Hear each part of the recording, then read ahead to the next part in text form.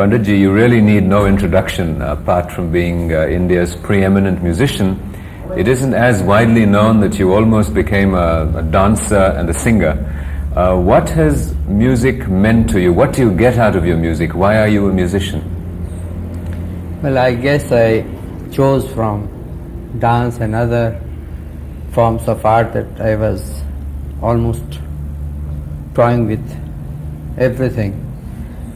But I chose music because I felt myself to be most expressive through this medium. What does it do for you? Music is abstract in the sense that unlike a writer who writes and expresses ideas, what does music express for you? Everything. I mean, in fact, you can express all your passion, all your feelings that are within you. But it is abstract, as you said yourself.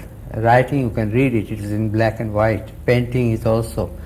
But this is just air, or just sound that dissolves in the ether. Has it ever happened for you that you have found that you have been mentally disturbed by an external circumstance and that intrudes in your performance? Well, it does, because I have been, since last, it will be almost 50 years next year, my performing concertizing. And in the initial stage, I used to be very, very, verbal about it. I used to protest a lot. People not being quiet when they listen to music, coming in and going out whenever they want. And I used to be criticized by everyone, including the critics, that, this is a Western attitude. We listen to music, we say wah wah and all this. And that was an argument which went for years. But now people do realize what I meant even then. You see, this concert going habit is very new in our country. In the West, they have got centuries of tradition of concert, and the people being well disciplined, they observe certain discipline and decorum. But here we didn't have that sort of thing, Music was only for the rich people, the Maharajas, and in their baitak, in jalsas. So the common man, when they started going to concerts, they didn't know. You see, they thought they can go 10 minutes, 20 minutes, half an hour late, which many people do even today. Or say, they start talking with their friends, or analyzing what they are hearing loudly. Ladies start weaving, knitting sometime. Then there's a vendor which goes through selling them peanuts or whatever, cold drinks. So all this thing is to go on.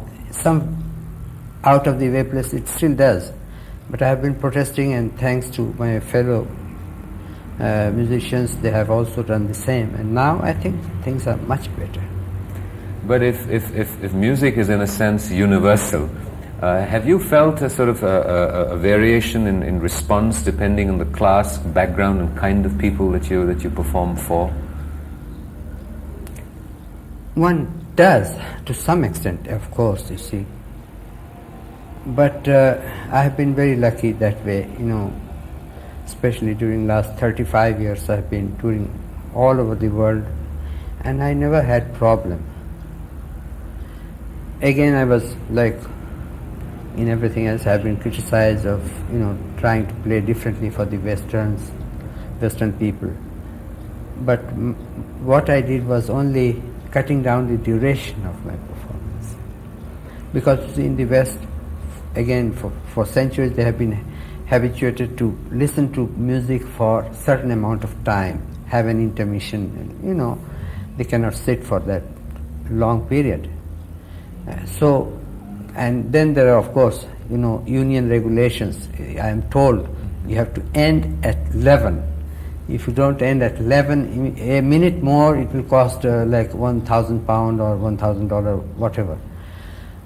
So, bearing all that in mind, I sort of made my program suitable to that duration. But I didn't compromise in playing or style or anything.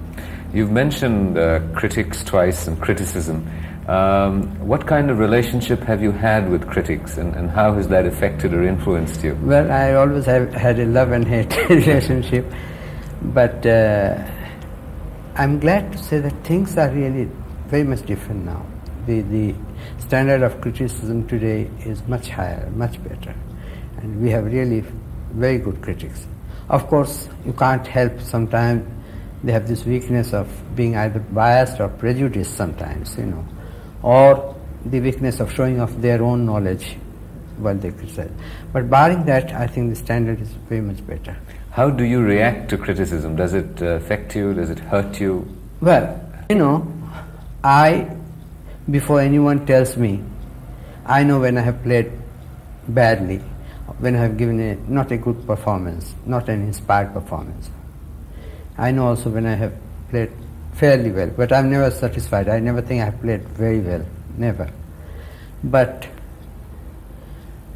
sometimes it hurts, being human, I am hurt, but on the other hand, I can understand that when people, in Hindi one says jamani program, for whatever reason, it can be a physical reason, it can be fault of the microphone, the sound system, or whatever, you are disturbed and you may not be able to give. You are not a gramophone record, So I think it is, a critic has all the right to say that the performance was not up to the mark.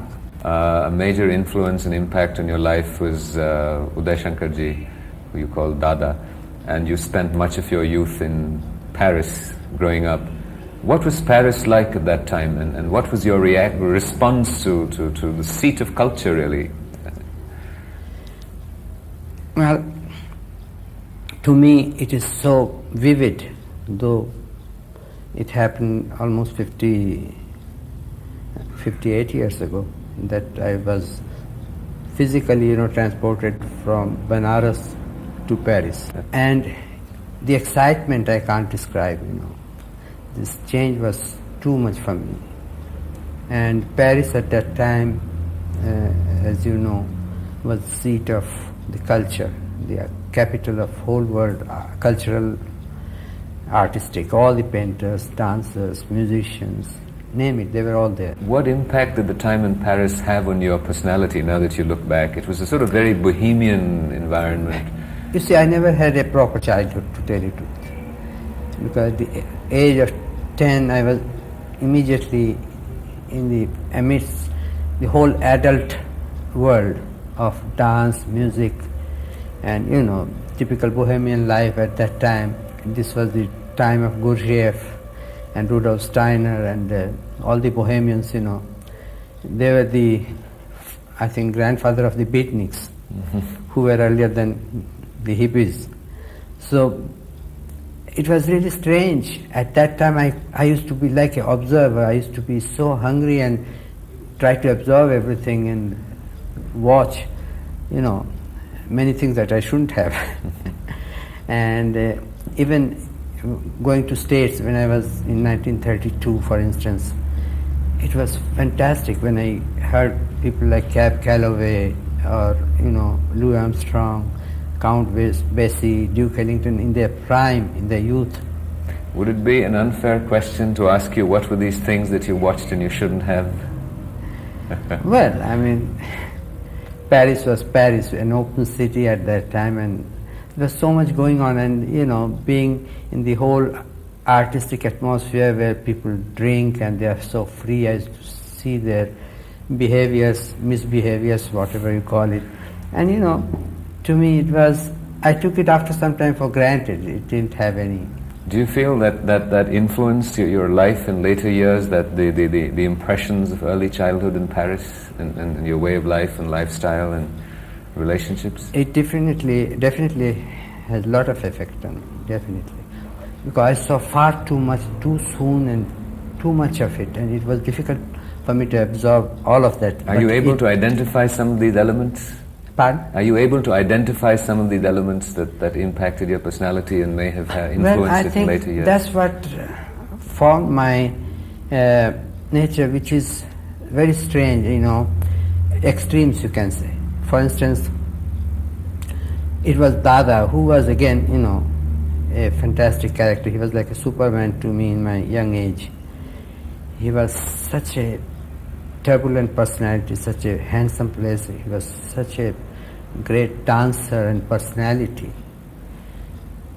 And he was, for years in the West, he had his painting.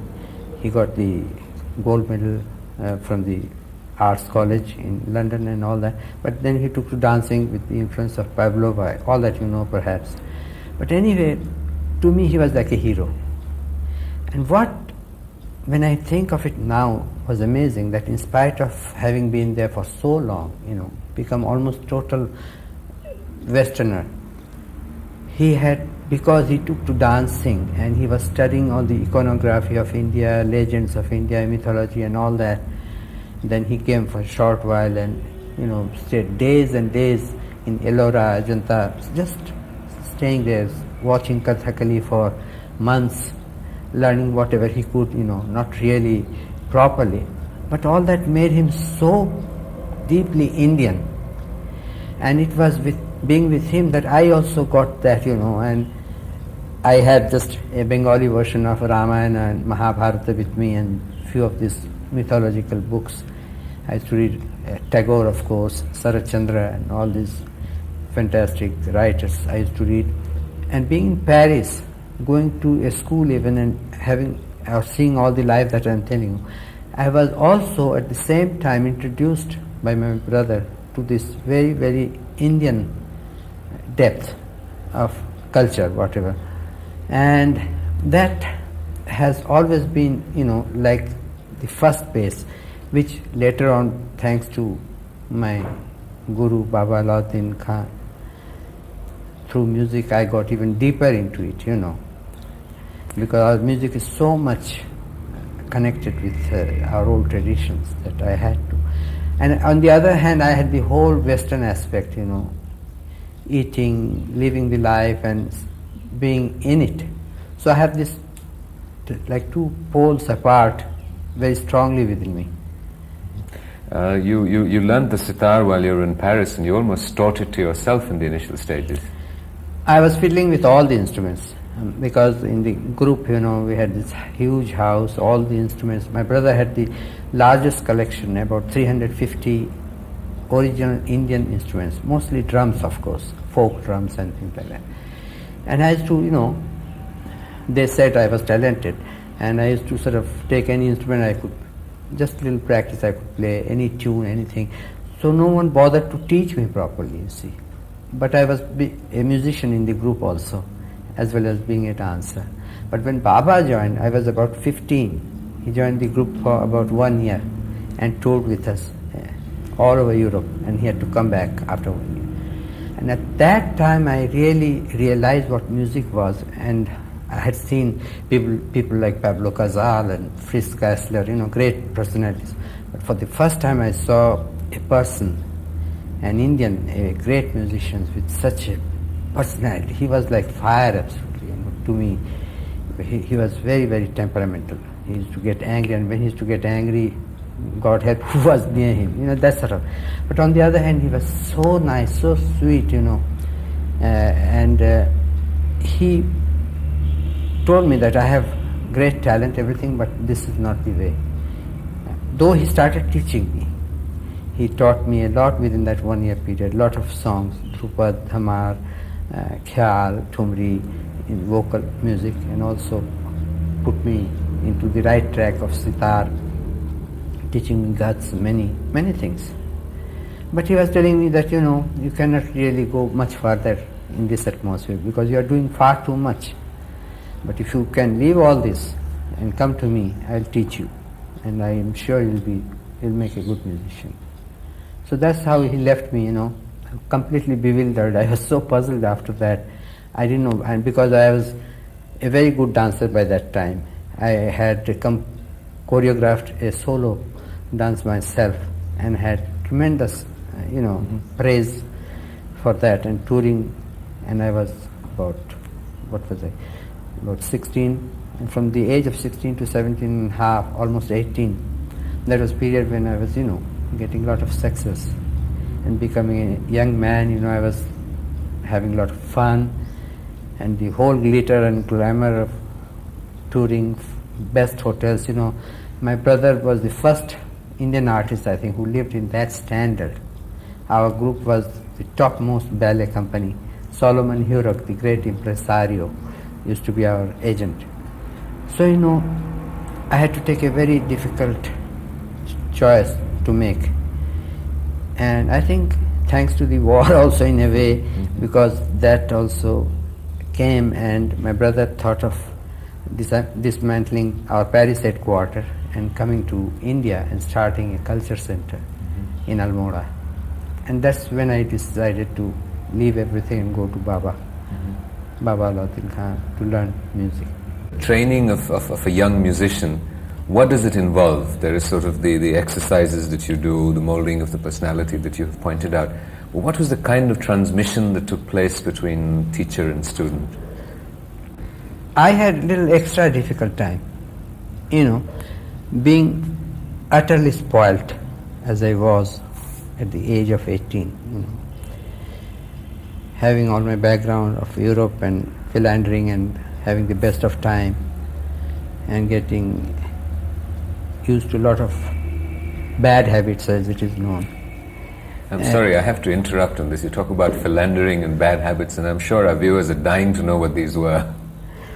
Well, I guess one can imagine. You can imagine if you have imagination. So I was really very spoilt, and reaching there, I used to live in a house next to Baba's, and it was an old house, in fact. And after all these 5-star hotels and everything, a khatia, on that I used to sleep, and I used to get scared, snakes going around, scorpions, cockroaches, mosquitoes, flies, doors creaking in the night, windows, and I used to be so scared all the time, and it was difficult for me to concentrate. I felt like running away from all this. But it was my sheer, stubbornness and wanting to learn from Baba that made me stay there. So it took me almost 6 months or a little more even to get used to all this. And then, as you said, we were practicing, of course, all the preliminaries, exercise and everything. But luckily, because of my earlier association with music and dance, and having at least played the sitar, having had my hands little bit used to the sitar, I did not take that much time, and Baba started very early, compared to many others, to teach me guts and other more developed things. And also he started teaching me the sur bahar, which is a larger sitar, and it only alap and jod is played, no gat with tabla or anything. It's purely on bean and sursingas style of playing, and based on the old traditional Drupad and Dhamar form. So I was very lucky, that way. So it was not just learning the music, but the depth of music, while he used to tell all the things about his learning, his gurus, and the struggles that he had gone through. That all made me feel very, very humble, And that's the attitude that one has to have, the humility. That I learned from him. He was so great, but he always said that I have not been able to ek sur bhi nahi aaya Baba hamara zindagi mein. I mean, he used to say all the time. And that made me realize that, it's silly to feel that I have done this and done that, like I used to see many fellow musicians, In recent years, not recent years, for several decades now, you've been collaborating with Western musicians. You've had a whole range of experience beyond the purely classical tradition that you were in, that you had cultivated for a while. What was the impulse for this? Well, I think I had a creative urge from very childhood, and it got more encouraged perhaps by my surrounding in that early age with all different things, all these creations that I used to see, all modern dance, modern music, jazz, everything, But in spite of the fact that I was absolutely, into classical music because of Baba, and I'm the only thing I feel proud, and I can say without any hesitation, that I've been lucky in having him as guru and having the talim, as we call the training of the Beenkar Gharana, and the very traditional of whatever little I have learned, but it is of the purest form, of a long tradition. But I always had this creative urge, as I said, and the moment I got a chance, an opportunity, and that was, the very first one was when I came to Bombay in end of 44, beginning of 45 rather. And that was with the People's Theatre. I started sort of along with my friend Shanti Bardhan, who was there as a choreographer. I started writing music for ballets and dance pieces, and simultaneously got into this Chetan Anand's Nichanagar and Abbas's Dharti Ke Lal, these two films.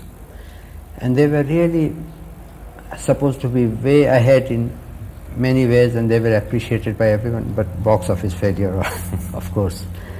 And this sort of created, the chances that I had simultaneous after that. And then later on I joined All India Radio, where I had this Vadya Vrinda created, and for years I experimented a lot of orchestral pieces in many different styles, pure classical based, folk based, and then thematic.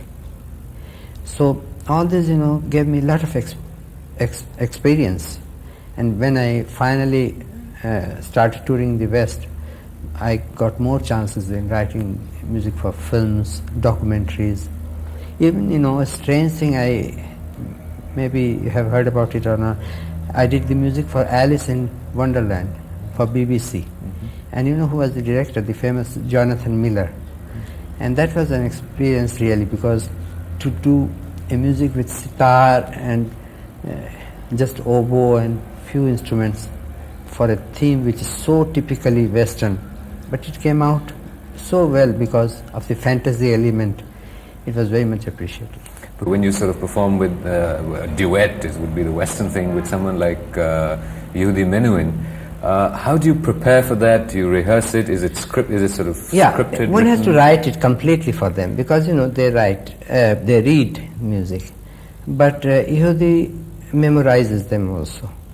But I had to write initially everything, and I kept little pieces which they call cadenza, which is almost like improvisation, but the idea already I gave him. And I enjoyed also performing along with a very great musician called Jean-Pierre Rampal, the flautist. They call him to be one of the greatest, And he is fantastic. I enjoyed playing him. But one has to write down the thing. Same way like in the concertos that I did, the two symphonic things along with sitar. It had to be completely written down for them. And there were some places where I played the solo, which I improvised. But there was a little, a short piece, like a cue, where the conductor watches me and they come from that cue to the next piece, orchestral. What is it that distinguishes a great performer from an ordinary one? An artist starts, he takes up a raga, it's announced. Though the raga notes are well known, it's a prefixed system of ascending, descending, everything's fixed. Even the bandish or the piece that he's going to sing, maybe he has learnt it exactly, he will sing that way. But whatever else he does is nothing fixed. So it is this excitement.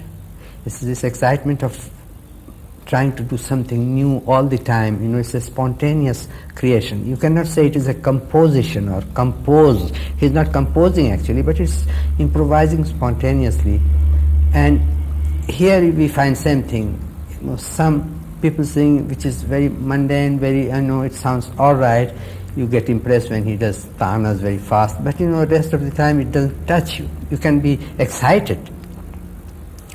But some musicians, you see, the moment he starts ek lagao sa or whatever long note, immediately you feel something. And gradually, it gets even more and more. So this is something, I don't know, some people have it and some don't. Would you say that a person who wasn't a good human being could be a good musician? I believe that very strongly, yes. It is possible? Well, that's what I learned very much, though I have not been able to practice perhaps, but that's what I learned from my Guru, Baba, that you have to be a good person. You have to have a good mind, good heart, good soul, be kind, loving, giving, and all those things that we term as good qualities in a person. And then only the music comes out,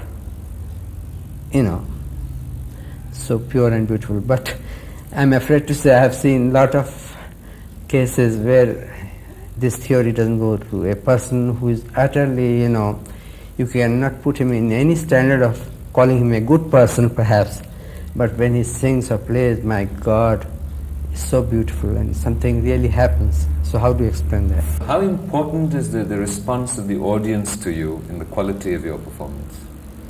It's very important.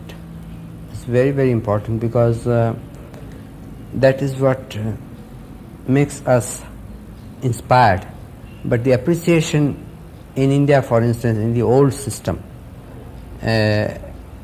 was different. There people were more relaxed. Whenever they said they liked something, they said, ha, baba, kya karne, bahut achha.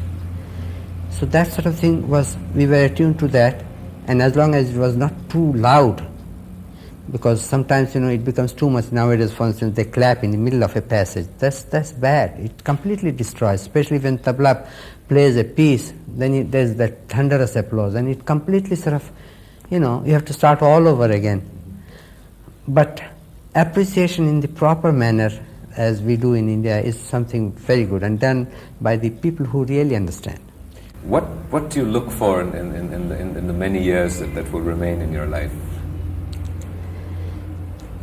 Well, I guess a creative artist has got a tremendous appetite. No matter how much his hunger or his thirst never gets satisfied. Maybe momentarily with some successes, but one aspires for more, for better things, wanting to do even, it's not reaching greater heights only, but doing something worthwhile that, is satisfying.